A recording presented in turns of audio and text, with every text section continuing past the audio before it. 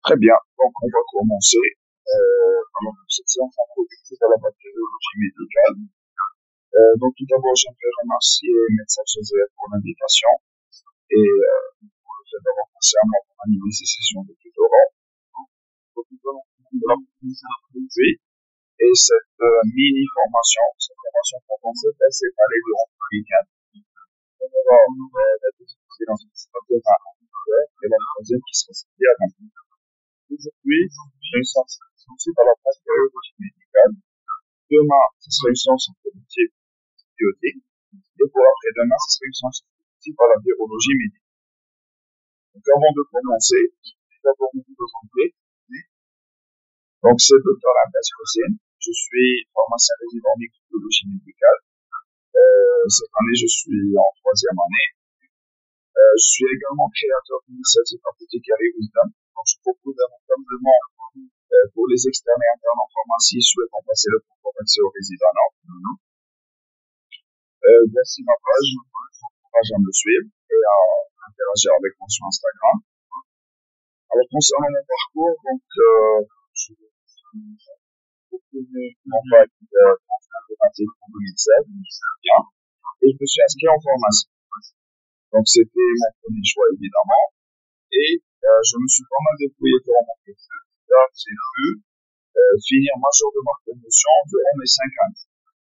Ensuite, c'est tout à fait logiquement que je suis passé en concours d'accès au récitanat, où j'ai décroché en décembre 2022 à la première position. Ensuite, j'ai choisi justement, et c'était également un choix, de faire microbiologie médicale. Durant ma première année de microbiologie médicale résidana, j'ai eu un examen d'immunologie, parce qu'on a aussi un sous-immunologie, que j'ai obtenu également à la première place, et mon examen de première année de microbiologie, j'ai eu ma meilleure note théorique qui était de 14,5. Alors, concernant les sessions de tutorat, les activités que je fais, ce qui me motive, c'est d'être la personne que j'aurais voulu être quand j'étais jeune. En fait, quand j'étais à votre place, il y a quelques années, quand j'étais externe, j'ai eu beaucoup de difficultés à organiser et à attaquer certains modules. Donc, maintenant que j'ai beaucoup plus de recul, je suis dans la spécialisation, je me suis dit qu'il fallait toujours en aide aux externes et aux internes souhaitant se perfectionner en microbiologie, mais aussi dans d'autres modules de la pharmacie. Donc, c'est pour ça que je fais toujours t'aider et t'encadrer à travers les 2 et 3 séances pour que vous puissiez préparer dans les meilleures conditions votre examen. Alors, concernant les objectifs de notre conférence d'aujourd'hui, tout d'abord, nous allons essayer de mettre en lumière les difficultés rencontrées dans l'étude du module de bactériologie médicale. La bactériologie médicale, c'est un module que c'est-à-dire que vous devez étudier entre autres parmi plusieurs modules en troisième année, et on va voir quelles sont les difficultés le plus souvent rencontrées par les externes. Ensuite, nous allons essayer de mettre en relief les incohérences rencontrées dans les méthodes de révision. Il y a beaucoup d'étudiants qui commettent certaines approximations révisées.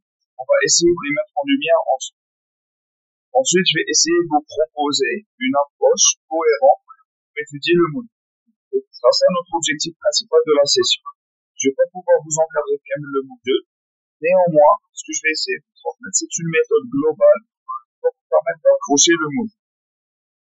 Ensuite, nous allons essayer de réaliser une petite classification des bactéries que vous avez étudiées cette année. Comme ça, vous aurez déjà une plateforme pour commencer vos révisions si vous ne l'avez pas encore. Et on va enfin réaliser ensemble un plan standard pour le résumé. Comme ça, vous pouvez facilement vos résumés. Donc, si tout est clair, nous allons attaquer tout d'abord le premier objectif de l'expérience, qui est de mettre en lumière les difficultés rencontrées dans l'étude du mot. Alors, avant de commencer à les citer, j'aimerais passer la partie. Donc, vous avez essayé sans doute de réviser ce module, vous l'avez étudié. Quelles sont les difficultés que vous avez rencontrées? Donc, par message, vous laissez tous les mots.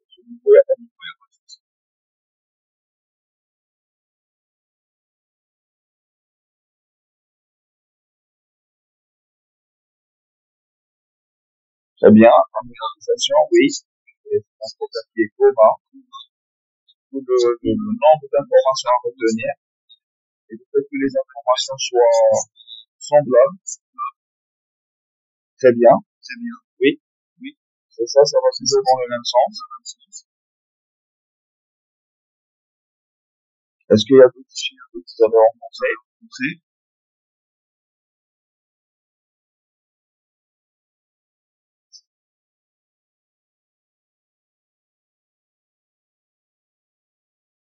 Donc, je commençais à parler des difficultés que j'ai moi-même rencontrées quand j'étais externe et ce que j'ai constaté parmi les difficultés locales. Donc, tout d'abord, le nombre important de doigts à éviter. Alors, en médecine, plus ou moins. Mais en pharmacie, c'est beaucoup plus répondeur. En médecine, je pense que j'ai quand même, vous allez avoir au moins une vingtaine de cours, voire une trentaine de cours. C'est pas simple à considérer. Ensuite, et ça, je pense que c'est le point, ça rejoint ce que vous avez dit, vous avez un volume colossal d'informations à retenir. Mémorisation.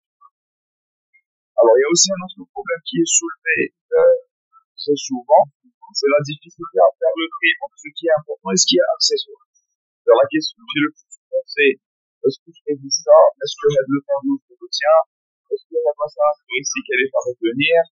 Est-ce que la des traitements? Est-ce que, etc. Donc là, c'est important de faire le tri et faire la différence entre ce qui est important et ce qui est accessoire. Parce que si on se met à tout retenir par les cheveux, si on fait un tri un peu trop drastique, par les cheveux non plus parce qu'on va avoir beaucoup de questions à l'exemple. Alors ça aussi, je pense que c'est un problème que vous rencontrez en troisième année, surtout de faire du fermez-moi ça. Je pense que c'est ça. Donc là, il va y avoir une confusion parce que en fait, les deux modules ne sont pas super loin, ils sont issus de la même branche de spécialité. Donc vous allez avoir une confusion entre ces différentes informations. Et ça arrive souvent, surtout par rapport aux caractéristiques des parasites, par rapport au traitement, etc. Exactement, oui, il y a une ressemblance, comme l'a dit votre coach. Alors, pour un cinquième problème, ça aussi je le rencontre souvent, يقول لك قريت الموديل وما اديتش شو انفستي قريت لي كويتو اللي قاعد يقرا كاع لي donc là aussi c'est un problème parce que ça veut dire que la méthode de révision n'était pas adaptée. Alors il y a aussi un sixième problème, pourquoi là c'est le plus grave, c'est ce que j'appelle l'amnésie post-examen. Généralement dans les le module elle va étudier, elle va solliciter sa mémoire de procédure. C'est-à-dire qu'après l'examen, lorsqu'elle va devenir, parce que cette personne va passer au mode praticien, la praticienne, elle ne va plus avoir en tête les informations. Ça, on le voit souvent dans la pratique d'un an, par le contact avec aussi dans d'autres spécialités, les notions de bactériologie sont très frileuses. Et ça, c'est dû essentiellement à ce. Donc là, j'ai partagé avec vous ce petit coup. Ça, c'est-à-dire, ça reflète la difficulté avec la classification des céphalosporines. Je pense que toute personne qui a déjà essayé de faire le processus antibiotique a déjà eu cette réaction à la classification des céphalosporines. On va en parler plus amplement demain, Inch'Allah. Alors donc, ça c'est concernant les difficultés. Est-ce que vous avez des questions? Est-ce que vous voulez enrichir ma partie? Autre chose que vous avez rencontré? Alors, la partie est très importante. On va essayer de construire une méthode de révision. C'est-à-dire que les difficultés que vous avez rencontrées, on va essayer d'essayer de mettre en relief des incohérences. On a une petite erreur. J'ai l'impression des objectifs. Mais en tout cas, c'était ça l'objectif de cette partie, c'était de cibler un peu les difficultés rencontrées dans ma partie. Alors maintenant, on va parler des incohérences. Face à ces difficultés, le واحد فيكم il s'est adapté. Il s'est adapté à le module, mais des fois, les méthodes d'adaptation, elles sont très efficaces. Elles sont incohérentes. On va en parler. Alors, première grosse erreur que je peux faire avant de la révision, c'est d'attaquer le module directement. c'est-à-dire le fait de prendre le module et d'y aller d'une manière verticale, c'est-à-dire premier ça c'est pas une bonne méthode. La bonne méthode serait d'avoir une vue d'ensemble avec le module. Et ça, je vous le conseille, que ce soit dans la méthode ou dans la parasite. Essayez de comprendre comment est construit le module. Quel est le lien entre les différents cours. Quel est le lien entre les différentes parties. Ça va beaucoup vous aider à mettre en perspective votre révision. Deuxième point aussi, alors, je ne sais pas si vous avez remarqué, votre module de bactériaux, il est divisé en deux grandes parties. Vous avez la partie fondamentale, on va en parler tout à l'heure.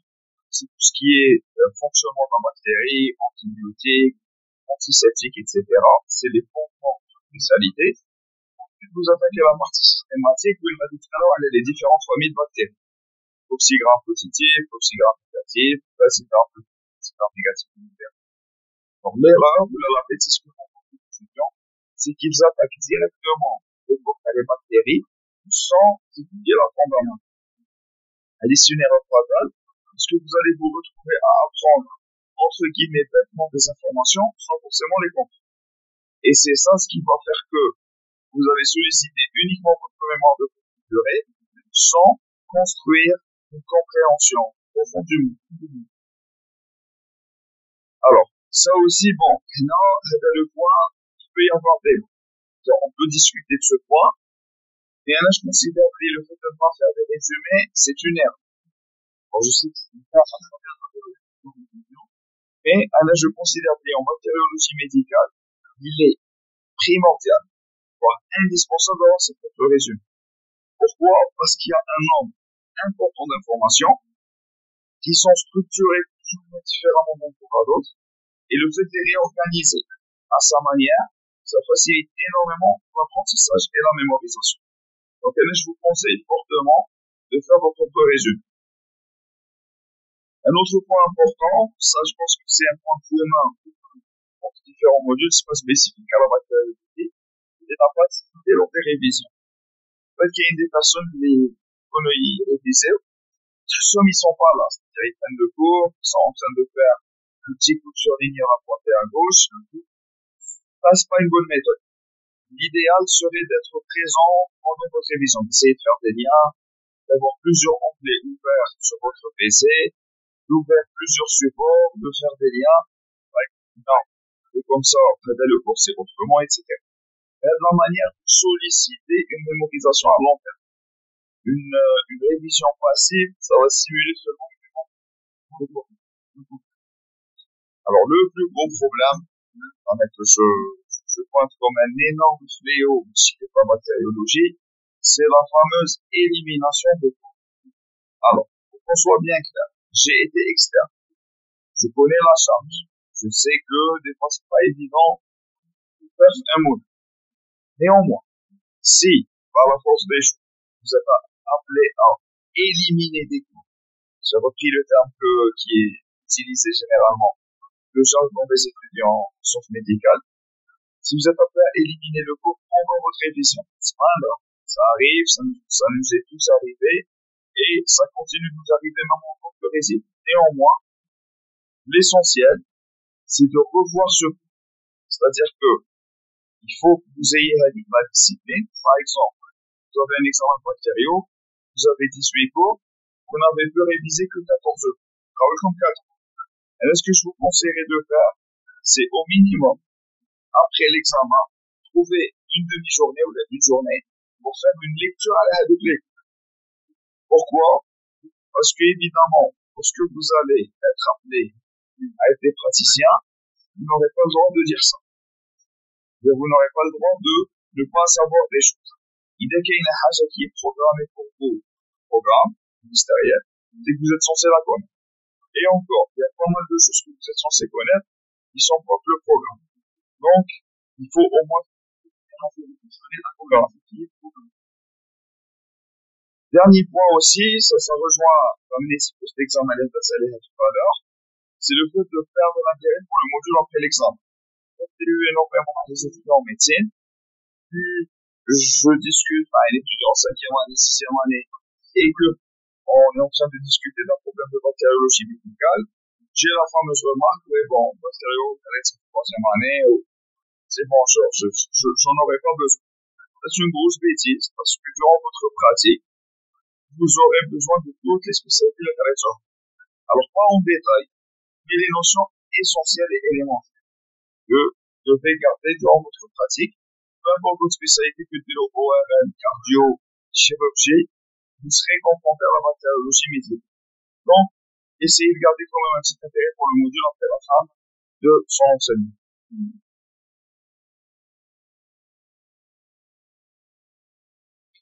Alors, j'espère que si vous avez des questions ou des remarques, je vous écoute. Pour l'instant, on est en train de balayer si on a des difficultés autour du module. On va maintenant attaquer notre objectif principal. Donc, on a pointé les incohérences et les difficultés. Maintenant, je vais essayer de vous proposer une méthode de révision qui va vous permettre d'éviter les difficultés et de ne pas tomber dans ces incohérences. Alors, comment approcher les modules de systématique? Donc, on va définir juste après le choix un module de systématique. Et avant ça, c'est-à-dire on va essayer de fixer un objectif principal. L'objectif principal de l'étude d'un module, il est double. AOLN, c'est avoir une bonne note. Et deuxièmement, c'est garder les notions clés après l'examen. Les deux objectifs, لازم يكونوا في بالكم durant l'externe. C'est-à-dire que quitte qu'il me un module, et lorsque vous allez faire votre auto-évaluation, vous allez vous dire, bon, par exemple, j'ai eu un 14, j'ai eu un 15, c'est bien, mais est-ce que j'ai gardé des notions clés du module qui vont m'être utiles après dans ma pratique? Ça, c'est un point très important. Alors, l'idée serait d'adopter une méthode de révision qui nous permette d'avoir de bonnes notes sans se baser sur une mémoire de courte durée. J'ai expliqué ça, il y a beaucoup de gens qui arrivent à avoir des 16 et des 17 des modules parce qu'ils ont une excellente mémoire de courte durée. Et après 2-3 mois, si tu les choques et tu leur poses 2-3 questions, ils n'ont plus rien en tête. Alors pour moi, ça c'est une grosse erreur. Deuxième erreur, ça serait d'étudier le module. Je pense que les externes, les masha'Allah, ils travaillent des livres, ils gardent des textbooks, ils sont très axés sur le module, ils posent des questions, ils jouent le service et tout. Et à la fin, ils se retrouvent avec des 8 et des 9. C'est pas une bonne méthode de révision parce que je sais que la note ne représente pas forcément votre niveau sur le module. Néanmoins, la note, elle peut vous ouvrir, elle va vous ouvrir beaucoup d'opportunités. Votre classement, il est important pour votre choix des services d'internat. Votre classement sera déterminant pour votre choix de spécialité, notamment le équivalent. Donc, la note est importante. Donc, classement, pour garder un niveau, mais aussi pour avoir de bonnes notes.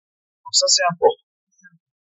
Alors, l'une des caractéristiques du module de bactériologie médicale, c'est que c'est un module de systématique. Je maintiens un module de systématique. C'est un module qui est classiquement défini par deux propriétés. Une partie fondamentale et une partie systématique. Et des cours de la partie systématique qui cherchent nous c'est-à-dire que vous allez faire une partie des WIN, vous allez étudier les fondements de la spécialité, vous allez attaquer des familles, ou des classes, ou des sous-classes. Les cours de la systématique vont répondre tous en même temps. Alors maintenant, je vous pose une question. À part le module de bactériologie médicale, vous avez étudié également des thématiques. Pourquoi si vous avez les points, est-ce que vous pouvez me donner des exemples des thématiques que vous avez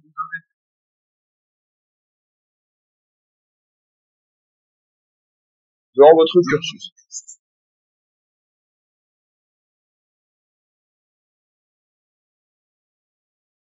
Alors, un exemple simple, ça serait le module de pharmacologie, exactement. Le module de pharmacologie inscrit tout d'abord la pharmacologie générale, la fondamentale, et la pharmacologie spéciale. Vous avez également le module de parasitologie. La parasitologie, vous avez également une partie fondamentale, généralement des relations d'incohérence productives. Vous attaquez toujours elle-même, Vous avez les caractéristiques, etc. Vous avez le module d'histologie. Et où on les différents tissus. Ça, on l'a pas en pharmacie, par exemple. On l'a en première année, mais pas aussi en détail que vous. Vous avez le module d'anatomopathologie. C'est également un module de systématique. Et vous avez vos deux modules que nous allons essayer d'entreprendre ensemble. C'est la bactériologie et la virologie. Alors, concernant votre programme, c'est ce que j'étais en train de vous dire. Donc, vous avez des cours de fondamental, du cours numéro 1 jusqu'au cours numéro 11, jusqu'au cours numéro 17. Alors là, c'est des cours où vous allez étudier globalement le fonctionnement d'une bactérie et le rapport de la bactérie à l'être humain. Vous allez avoir un cours introductif. Ensuite, vous allez voir le microbiote, la manifestation du microbiote bactérie, c'est-à-dire comment la bactérie va causer des pathologies, la physiologie bactérienne, c'est-à-dire comment la bactérie va fonctionner, la génétique bactérienne, les antibiotiques, le rôle du laboratoire dans le suivi du traitement antibiotique, les antiseptiques désinfectants, vaccins, hygiène hospitalière et diagnostic. Donc là, vous avez les fondements de la spécialité. Ensuite, vous aurez votre partie systématique, le cours numéro 12, le cours numéro 16, et les différentes familles de bactéries, les Coxigram+, les Coxigram-, Bacilligram+, Bacilligram. Alors, en médecine, c'est quoi la différence entre la médecine et la pharmacie? C'est que la pharmacie a des cours pour chaque famille. Tout moi, je m'arrive plusieurs familles ensemble, c'est-à-dire que c'est Coxigram+, ensemble avec les Coxigram. Chez les étudiants en pharmacie, alors, c'est un kilocoque wahidhom, streptocoque wahidhom, Neisseria wahidhom, etc. Donc ça, c'est de montrer la différence d'approche entre les deux modules. Alors, quels seraient donc les objectifs de votre révision? Donc, vous allez avoir deux objectifs. Et je l'ai mis en rouge, comprendre la partie fondamentale. La partie fondamentale, les cours à la partie fondamentale, ils sont à comprendre. Donc, il y a des notions, il y a des concepts que vous devez acquérir à lire la partie. La partie fondamentale, l'apprentissage, il est nécessaire, mais il n'est pas prédominant. C'est-à-dire que ce que vous devez garder, c'est des notions clés, des concepts clés.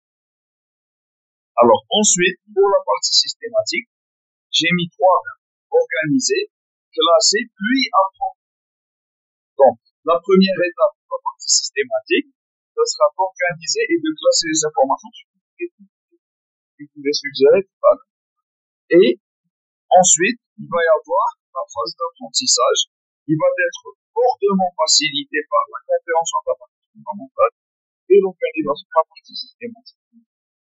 En procédant ainsi, vous augmentez vos chances d'avoir une bonne note et vous augmentez vos chances de garder les concepts clés en post-examen. Alors, pourquoi adopter cette approche? En fait, c'est-à-dire ce que je suis en train de voir et de constater en pratique, c'est que beaucoup de résidents, je ne sais pas des résidents d'autres spécialités par rapport à la bactériologie, ont des informations dans la bactérie. C'est-à-dire, par exemple, pseudomonas aeruginosa, c'est un bacille à gram négatif. Ils savent que E. coli, c'est un bacille à gram négatif. Ils savent que le chlorphoron, c'est une céphalosporine de 3e génération, etc., etc. Alors, ils ont des informations. Et ce qui m'intéresse, ce que j'apprécie chez d'autres résidents, et ça je vois la différence, c'est qu'ils ont une connaissance. Ce que la différence d'une information et des informations éparpillées et une connaissance, c'est la connexion et le lien entre ces connaissances, entre ces différentes informations.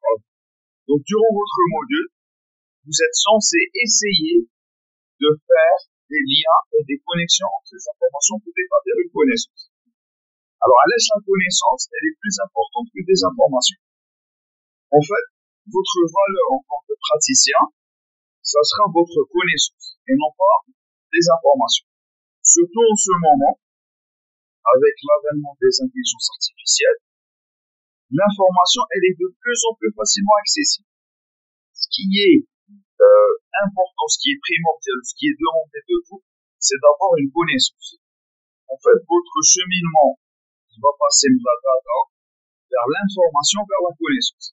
Donc, pour arriver à la connaissance, qu'est-ce qu'il faut faire? Il faut résumer, il faut analyser et il faut synthétiser les informations. Et c'est ce que je vous demande, votre révision. Vous allez avoir à faire les trois tâches durant votre révision pour pouvoir faire du decision making. Votre valeur de l'hôpital, votre valeur en milieu hospitalier, c'est votre capacité à prendre des décisions. Vous êtes face à un cas, conduite à tenir. Quelle est la conduite à tenir, par exemple, face à une fièvre chez une femme enceinte?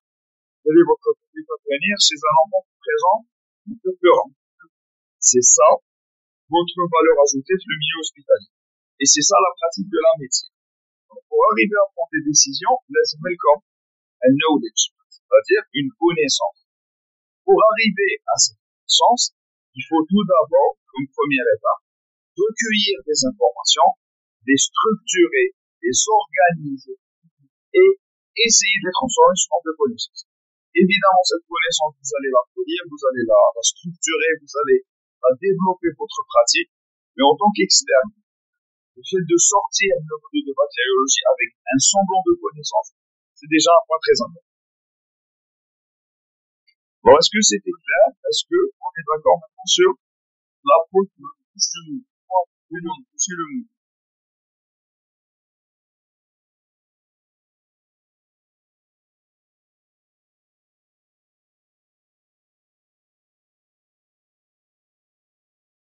Parfait. Est-ce que vous avez des questions? Est-ce que vous avez vous avez sans doute essayé de réviser le module? Est-ce que vous voulez discuter de certaines modules? Ou là, vous avez par exemple des astuces à partager avec vos collègues? Mais j'aimerais bien que ce soit interactif. Si vous pouvez ouvrir votre micro, ça serait parfait.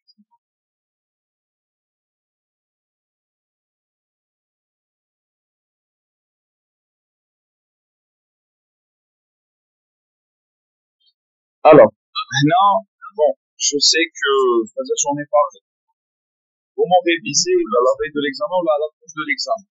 Mais vous allez être essentiellement sur la réponse de votre durée. Je vais essayer de vous montrer une petite approche pour votre mémoire de durée.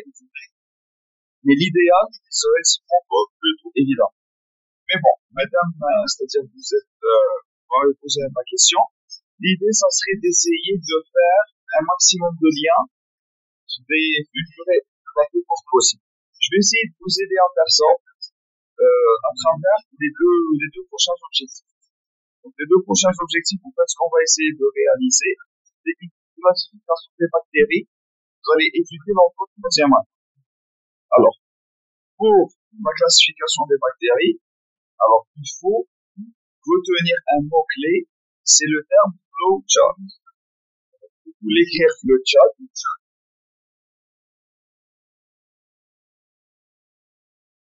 Alors, hadou les flowcharts, qu'est-ce que c'est? Des schémas où vous avez beaucoup d'informations organisées, synthétisées de la manière suivante. Alors, hadou le schéma, en un seul schéma, vous avez énormément d'informations. D'accord? Donc, ce que je vous conseille de faire, c'est d'essayer de réaliser vos propres flowcharts, c'est-à-dire à partir de vos cours. C'est disponible sur Internet. Coccigram positif, vous avez énormément de résultats. Alors maintenant, c'est que vous avez différents paramètres et différentes informations de chaque bactérie que vous allez retenir en un seul schéma. À retenir. Alors là, je vous en ai proposé deux. D'accord? Ici, ce qui est prévu pour vous normalement, vous avez les staphylocoques qui sont inclus dans votre programme. Donc, vous les voyez ici, les staphylocoques. Vous avez les streptocoques qui sont également inclus dans votre programme. Donc, je vais essayer de les pointer au laser. Donc, les staphylocoques, les streptocoques et les entérocoques. Donc, c'est essentiellement les coquilles. Alors, vous allez étudier. Vous pouvez éliminer le reste. D'accord? Là, vous pouvez, par exemple, laisser le reste avoir une perspective de révision. Et les flowcharts, elles sont à réaliser idéalement juste après ou juste avant d'engager le cours. Alors, cette révision et ça va vous aider à structurer vos informations. Donc, je vais vous envoyer le support évidemment tout à l'heure. J'ai essayé de vous proposer une flowchart pour les bactéries à gram positif. Mais vous avez les cocci et les bacilles. D'accord? Ensuite, c'est une flowchart plus de détails seulement pour les cocci à gram positif. Une autre flowchart pour les cocci à gram négatif. Et une dernière flowchart pour les bacilles à gram négatif. Alors, là, vous n'êtes pas tel quel. C'est une proposition. Après, à vous d'essayer de les résumer des structures. Alors, je vais essayer de vous expliquer le fonctionnement. Donc, par exemple, pour les cocci à gram positif. Donc, cocci à gram positif, j'imagine que vous faites la différence entre les cocci et les bacilles. C'est la forme de la bactérie. Les cocci, c'est les formes arrondies. Et les bacilles, c'est les formes en bactéries.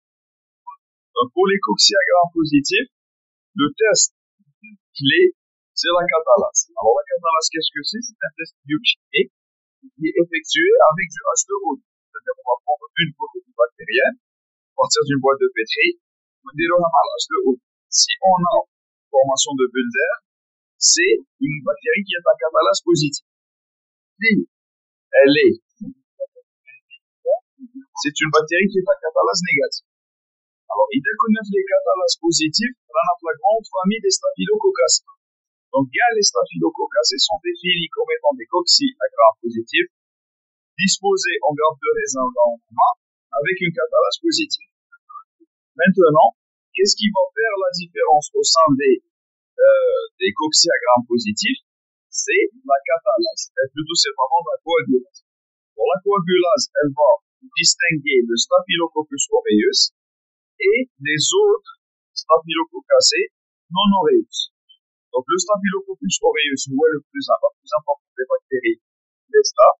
Donc, comment la distinguer? Elle est encore claire. Alors, maintenant, flowchart, grâce à elle, si je vous dis quelles sont les caractéristiques du Staphylococcus aureus, vous allez me dire c'est un cocci à gram positif, catalase positive, coagulase positive.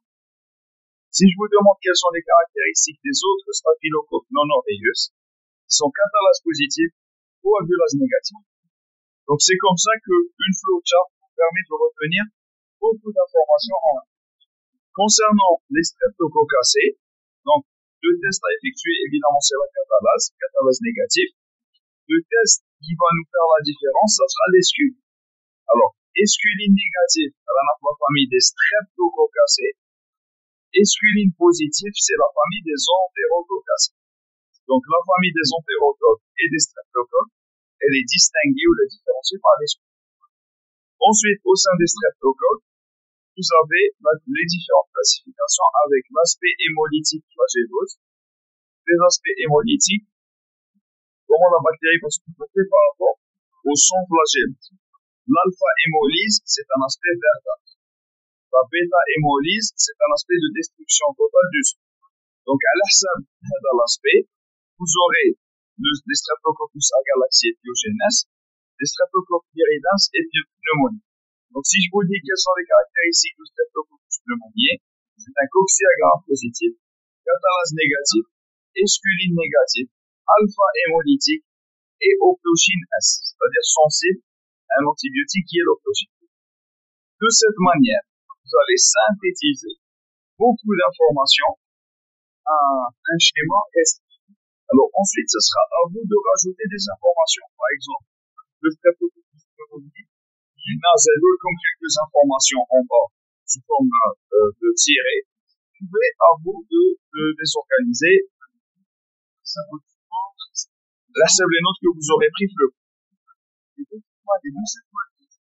Vous allez avoir des schémas à réviser rapidement la veille de l'examen. D'accord? Et de cette manière, notre tréloge des différentes bactéries parce que, à la base, votre révision, elle est basée sur la comparaison des différentes classes de bactéries. Alors, concernant les cocci à gram négatifs, les cocci à gram négatifs, vous avez essentiellement Neisseria. Même Branamella, elle n'est pas incluse. Les cocci à gram négatifs, vous avez les Neisseria. pouvez faire une filtration des Nigériens. Faire une extraction de ces spécialistes honorés. Vous allez pouvoir faire une flowchart pour les Nigériens, organisée comme à l'accepte des caractères. Alors, concernant maintenant les bacillogrammes négatifs, alors nous montrons selon différentes manières. La flowchart, souvent à l'accepte le type respiratoire, c'est-à-dire leur comportement par rapport à l'oxygène. Alors, la flowchart, il y a beaucoup de bactéries qui sont un complexe. Donc, vous pouvez ensuite faire le tri et essayer de les organiser selon votre programme. Alors, un élément important qui modifie les coxyagrammes positifs, c'était la catalase qui faisait la différence. Les bacillogrammes négatifs, le test clé à effectuer, c'est l'oxydase. L'oxydase, le bacillogramme négatif, elle a deux grandes catégories. Les entérobactéries et les non-entérobactéries. Donc, les entérobactéries, elles sont oxydase négatives, et le reste, pseudomonas, les vibrionacées, sont oxydase positives. Avec une exception, c'est la Phenitobacter baumannii qui est oxydase négative. Alors, qui travaille de la manière, vous n'allez pas confondre les notions, parce que déjà, comme Tkala ou en comparaison, les entérobactéries oxydase négative, donc vibrio oxydase positive, Acénitobacter oxydase négative. Donc, c'est ça ce que je vous encourage à faire pour votre révision. Essayez vraiment d'y aller par la comparaison, par la synthèse entre les différents médicaments. Alors, dernier point dernier objectif, je vais essayer de vous aider à organiser un plan pour votre révision. Alors, ce que je suggère, c'est qu'il y ait un plan pour chaque cours, un plan standard pour la bactérie. C'est-à-dire que les résumés Gamcher, c'est-à-dire que tous les résumés sont pareils. De cette manière, vous allez pouvoir comparer ma bille. Alors, je vous propose le plan qui va organiser toutes les informations que vous pouvez rencontrer dans un cours de bactériologie médicale. Donc, tout d'abord, vous allez avoir une introduction. Alors, l'introduction peut résumer et opérer les notions essentielles vous allez c'est-à-dire quoi vous êtes censé réviser à l'OP. Donc, si je vous pose la question, pourquoi vous faites un cours sur le Mycobacterium tuberculosis? La bactérie dans la tuberculose. Quelle est l'utilité de faire un cours sur le Mycobacterium tuberculosis? Quelles sont les informations nécessaires à retenir?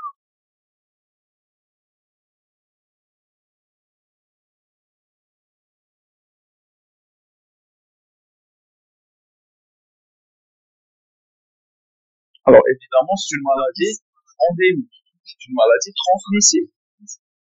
C'est une maladie à laquelle on associe une forte mortalité, une forte morbidité. D'accord? Donc, il y a une information à mettre l'introduction. Posez-vous la question, pourquoi on est en train de faire un développement? Je vois le but, je vois l'objectif derrière. Donc, on va faire l'agent pathogène, vous allez avoir deux parties. Tout d'abord, la classification. Alors, famille, genre, espèce, sérotype, séropose. Vous allez les retrouver pour ce. C'est ce qu'on appelle la taxonomie. Quand vous citez la taxonomie, c'est la classification du pathogène au sein des bactéries. Donc, par exemple, si je reviens à ce qu'on avait dit tout à l'heure, si j'ai une partie où il y a un cours sur les staphylocoques, la taxonomie, c'est la famille des Staphylococcacées, genre Staphylococcus, espèce Staphylococcus aureus ou Staphylococcus non aureus avec des autres. Donc ça, vous devez le faire sous forme de fiche technique. Donc, comme votre résumé, premier point à faire, c'est la taxonomie. Vous pouvez me dire aussi, je peux vous envoyer sous format Word. Vous pouvez carrément l'imprimer et rajouter dessus les informations. Vous les révisez la veille, tantôt le schéma, et vous le remplissez. Quelle famille Staphylococcacées, genre Staphylococcus, espèce aureus. Les staphylocoques, il n'y a pas de sérogroupe, il n'y a pas de sérotype. Ensuite, passez au caractère bactériologique. Alors, les caractères bactériologiques, vous avez la morphologie. Alors, la morphologie, je dis l'opéra. أولا si c'est un cours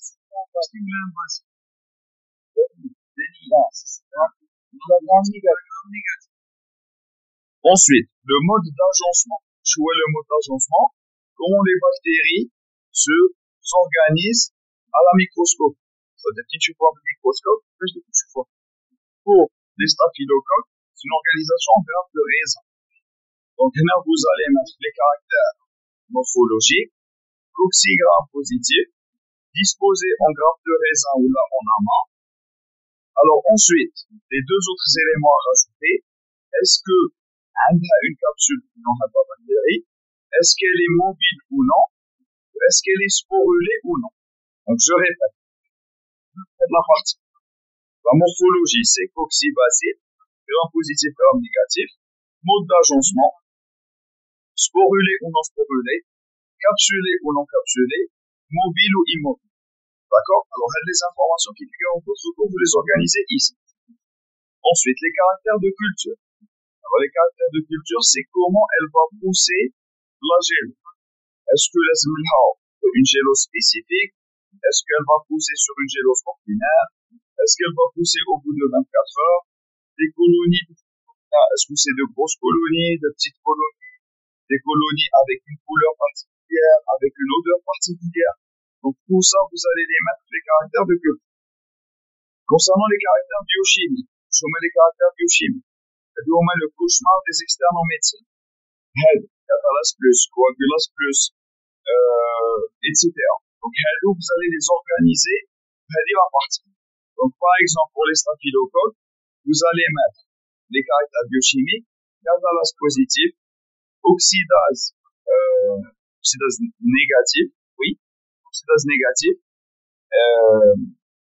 et coagulase positive. Pour les caractères antigéniques, donc pour le Staphylococcus aureus, on a ce qu'on appelle la protéine A, qui est un facteur de virulence. Pour les autres facteurs de virulence, est-ce que ça va faire une protéine, par exemple une hyaluronidase, une leucocidine, etc. Donc là, vous allez mettre les caractères, les paramètres, les facteurs de pathogénicité de la bactérie. Donc, à la fin de votre collègue, c'est MRO. Alors, l'idée, si vous avez vraiment un temps pour réviser la vidéo, je vais vous envoyer le support et vous allez, pour chaque bactérie ou pour chaque peau, essayer de faire une fiche technique. Comme ça, au moins, vous aurez une fiche technique pour chaque bactérie. D'accord? Chaque partie, vous allez essayer de mettre des points pour chaque partie. Ensuite, pour l'épidémiologie. L'épidémiologie, vous avez habitat et réservoir. Alors, habitat et réservoir, vous allez avoir deux grands types de bactéries. Il y a des bactéries qui sont strictement humaines. C'est-à-dire qu'ils vont vivre seulement chez l'homme. D'accord? C'est-à-dire que nous travaillons seulement chez l'homme. Il y a des bactéries qu'on va retrouver par exemple chez les animaux, dans l'environnement extérieur. Ça, c'est des éléments importants à mettre. Donc, par exemple, pour le Staph aureus, vous allez le retrouver chez l'homme, vous allez le retrouver chez les animaux, vous allez le retrouver dans l'environnement, dans l'eau, dans le sol, dans l'air, etc. Donc, c'est ce qu'on appelle une bactérie ubiquitaire. Là, pour gagner du temps, vous mettez habitat et réservoir, le terme ubiquitaire, et vous savez de qui on va la retrouver partout. Si c'est une bactérie, par exemple, pour les Neisseria, c'est des bactéries strictement humaines, vous allez les mettre bactéries strictement humaines. Alors, pour le mode de transmission, donc le mode de transmission, différents modes de transmission, respiratoire, par la voie sanguine, par la voie sexuelle, etc. Donc là, vous allez mettre le mode de transmission de chaque bactérie. Alors, pour les données épidémiologiques, généralement, c'est pas très important. Là, vous allez mettre, est-ce que c'est une bactérie endémique en Algérie? Est-ce qu'elle donne des épidémies? Est-ce qu'elle a donné des pandémies, etc. Donc, c'est les termes essentiels à retenir. Par exemple, pour le Mycobacterium tuberculosis, c'est une bactérie qui est endémique en Algérie. C'est-à-dire une bactérie qui se propage avec un taux important sur le territoire national. Par contre, si vous avez une autre bactérie, je ne sais pas, une bactérie tropicale, là, vous allez mettre des bactéries qui est tropicale qu'on n'a pas retrouvé en Algérie. Alors, pour les facteurs de risque, Il y en a par exemple pour la tuberculose, évidemment les facteurs de risque chez les patients immunodéprimés, HIV positifs, etc. Donc, les patients, on pourra retrouver chez eux une forte prédisposition à la pathologie. Donc, là, vous allez essayer de voir quels sont les facteurs de risque qui vont favoriser le fait de contracter l'infection. Alors, troisième point, normalement, c'est votre point fort, pouvoir pathogène, physiopathologie et clinique. Donc là, vous allez mettre des pathologies qui vont être causées par la bactérie. Donc, pour le Staph aureus, vous allez avoir une panoplie d'infections. Le Staph aureus, c'est des infections cutanées, des infections osseuses, des méningites, etc. Donc, vous allez les mettre selon votre taux, et vous allez rajouter plus ou moins la clinique. Bon, la clinique en bactériologie n'est pas super importante. C'est les éléments les plus importants. D'accord? Donc, là, de la partie, vous êtes sans doute plus qualifié que moi à l'organisme. Ensuite, vous allez avoir la partie diagnostic. La partie diagnostic, vous allez l'organiser également en plusieurs éléments. Alors, le prélèvement. Le prélèvement, c'est-à-dire quel type de prélèvement on va chercher à faire la bactérie. Donc, évidemment, c'est les prélèvements respiratoires. Le stable, ça peut être des prélèvements cutanés, ça peut être des prélèvements ostéo-articulaires, etc.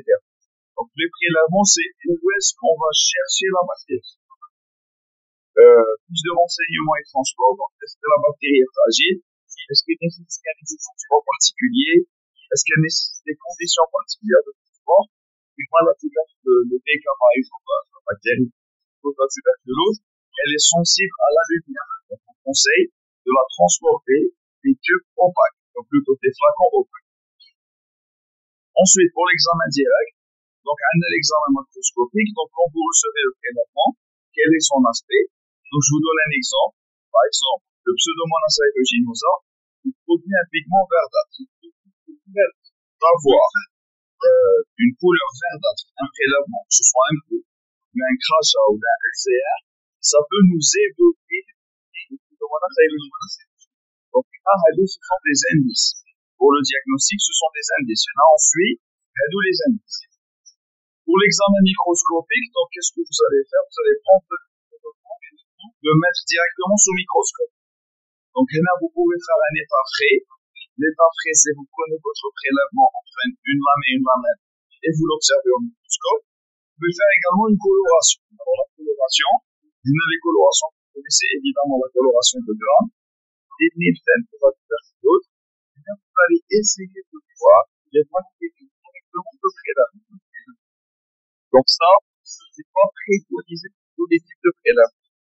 Il y a des types de prélèvements qui sont naturellement contaminés par des gens.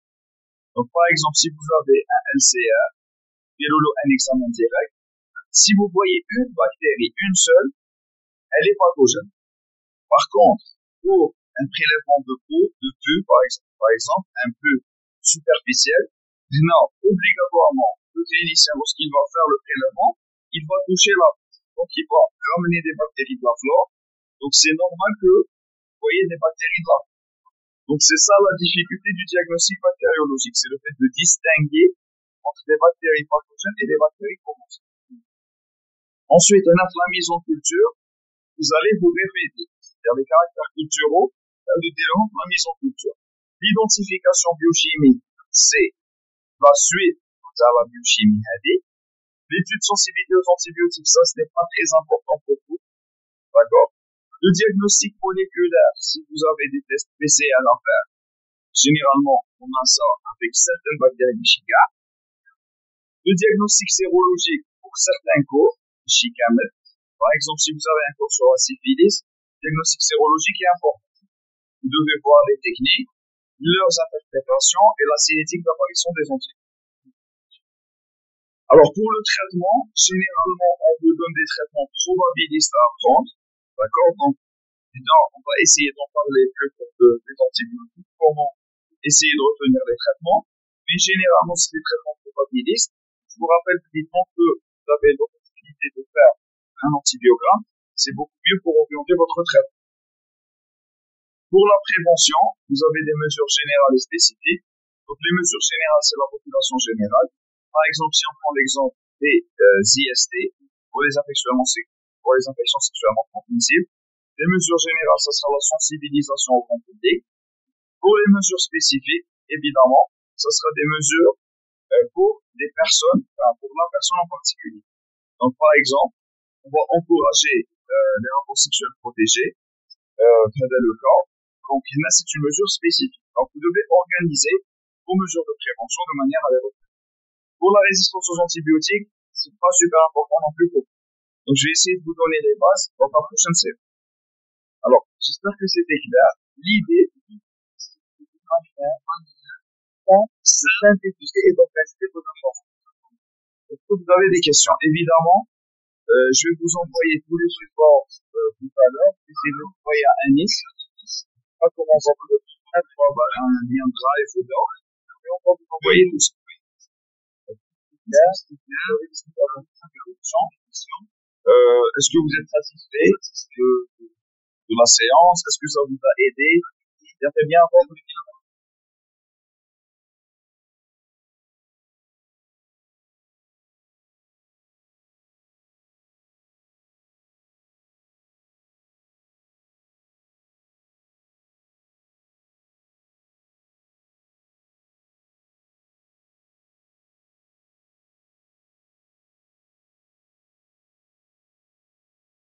Parfait.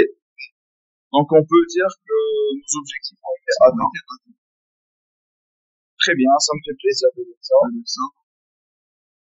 Alors en attendant, je vous encourage à me suivre sur les réseaux sociaux. Si vous avez des questions plus précises et ça. Aussi, oui, j'ai peut-être un point par rapport sources. Alors, il y a une source très bénéfique et très importante. On parle à chaque fois, c'est tous les cas de chat. Alors, médicaux sexualistes, fake money, bactériologie.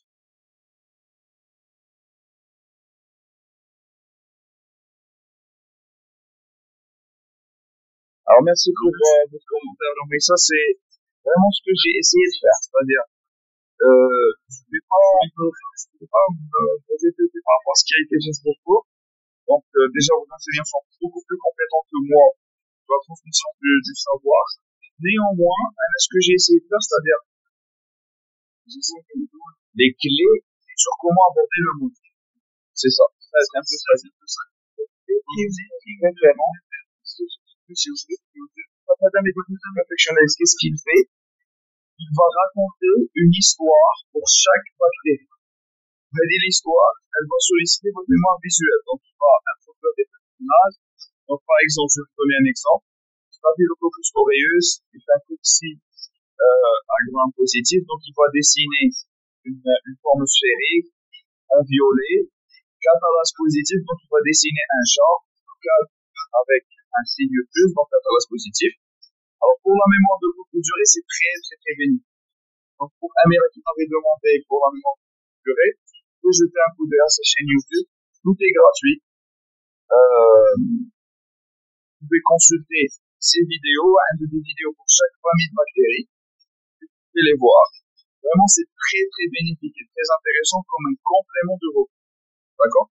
Surtout pour les personnes qui ont une mémoire visuelle, ça va vraiment la stimuler et solliciter par rapport à ça.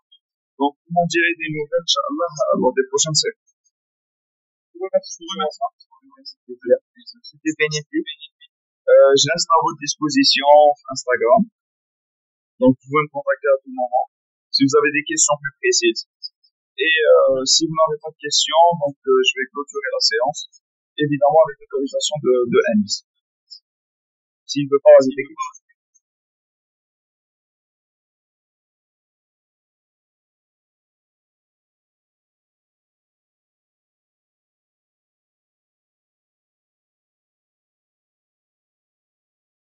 Parfait. Donc, on se dit à demain, 20h, pour essayer de faire la même chose avec le cours des antibiotiques. Allez, à demain. Salut.